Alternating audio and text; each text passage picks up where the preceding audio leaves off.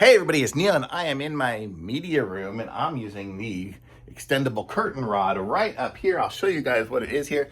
You can see I have it there and I push it. It's just pressure sensitive against the wall.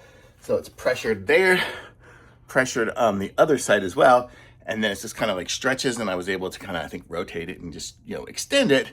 So it just holds in place just from pressure from both sides. And look at how beautiful that is. And it holds up this heavy. I mean, it's not super duper heavy, but it's a nice blackout curtain that I have here in the media room. And it goes long, it goes the whole width of my whole room here. And you can see, it's weird, it looks curved. It's straight, it looks curved, I think just because of the way the roof is and everything, but it's a straight bar. But it goes straight across. I think it came with a little one, so you could have a little middle one. I didn't even need a middle one. This one here is just holding it with the tension straight across. And it is really nice. And you can see the other side over there has another one of the pressure ones in there. So there's no holes in my wall or anything. I could take it down anytime I want.